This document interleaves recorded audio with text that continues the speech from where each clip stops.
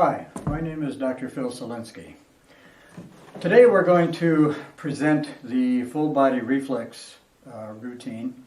In order to fully appreciate that, it's probably a good idea to have a little bit of understanding of where I'm coming from. I have a background in engineering, and everything that filters through this brain is basically talking engineering terms. So if you'll bear with me, I'll try to present the physics of what we're going to do here in as much of an engineering presentation as I possibly can, so that the average individual should be able to understand. What I want to acknowledge here is that there is an energy consciousness that drives this machine. In other words, the you that's you, the me that's me, is not this vehicle, is not this body. It's a consciousness that inhabits this body, drives this body. This particular body is an electrochemical machine, and it follows all the laws of physics. The laws of physics apply not only to the physical dimension, but to the etheric dimensions and any dimensions beyond that that you can perceive with your brain. I'm going to use a demonstrator body here, and I'm going to show you where the dashboard gauges and bells and whistles are on this machine that are connected to the vital organ system, so that we can tell which organ is or is not functioning properly. Most of us have experienced aches and pains in our life. The pains are the result of a disruption in the ecosystem in the body. The universe is always in balance. We put the universe out of balance, but it will always return to balance, and sometimes with a vengeance. That is what we feel as pain. So what I want to show is the development of this pain profile, how it develops in the body, what to do about it, how we can maintain homeostasis. So without further ado, let me get the body on the table and we'll get started with the routine, and I'll show you how it works.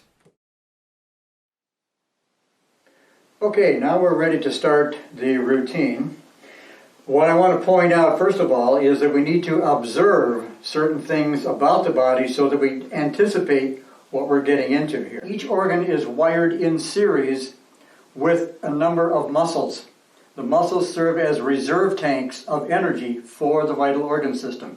So that when I'm finding a muscle that's either painful or sore, out of balance, or non-functional, because I know where the connection is, I can go to the vital organ here and find out that it's not functioning properly, it's under stress, something has happened to it. So I want to go through the body here, and I want to press on certain strategic points. I want to test the strength of certain muscles. That tells me what organ is or is not working on the inside of the body. That tells me where the imbalance is, and then it's the activity of the body prior to this that has resulted in the ache and pain profile. So the suggestions are going to be then to change behavior to reestablish balance. So with a digestion problem, we're going to have malfunction of the system, because the food you put in here, it may be organic, it may be the best things on the planet, but if you cannot digest it, you're putting organic material in a warm, dark, moist place. It's going to stay there for a couple days. It will decompose.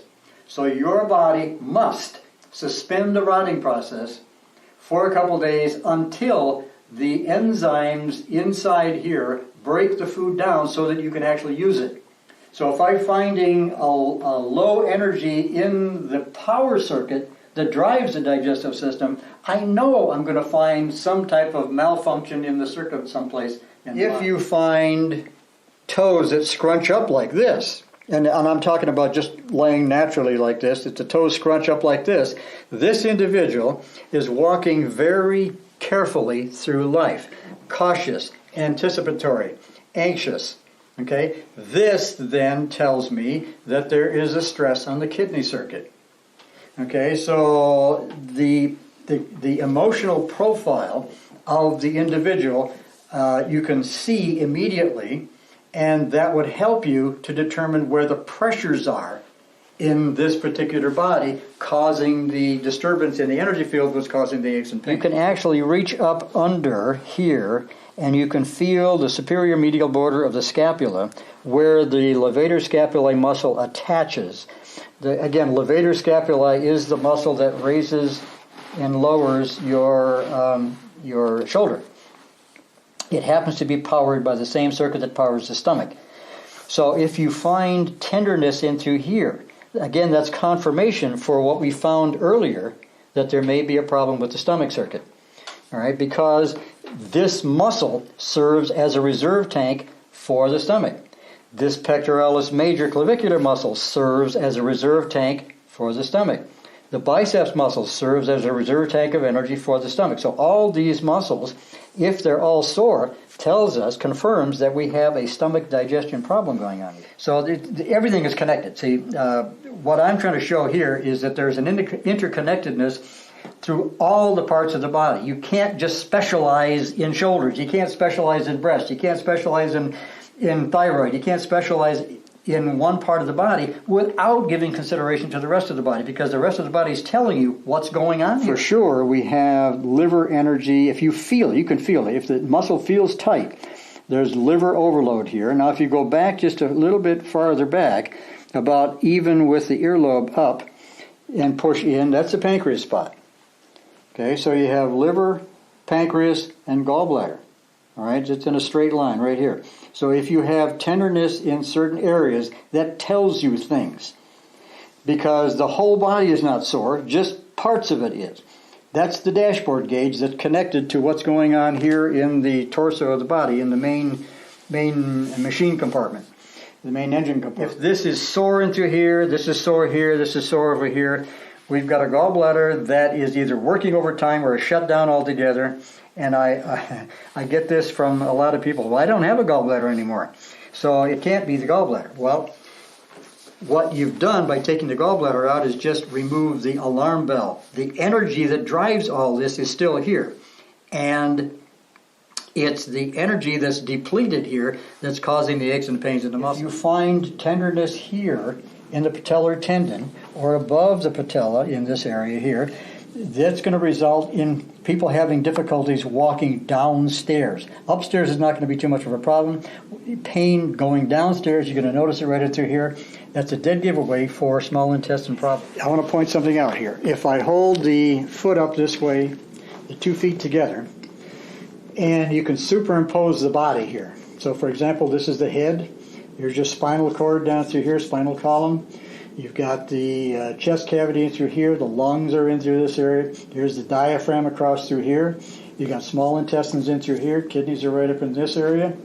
And large intestine comes up here, across this way, and down, and then out. So this is major. If you have difficulties down in this area and you're healed, more than likely there's some difficulties in the sigmoid colon area. A sciatic problem is a problem with the large intestine. You have contamination in the large intestine that's not being adequately dealt with, and that's sucking juice or energy from these muscles, which spasm, which pinch the nerve, and you walk around with a toothache on your leg all day long, and Western medicine is scratching their head saying, what the heck can we do? We don't know. They go in here and they'll do surgery on the spine.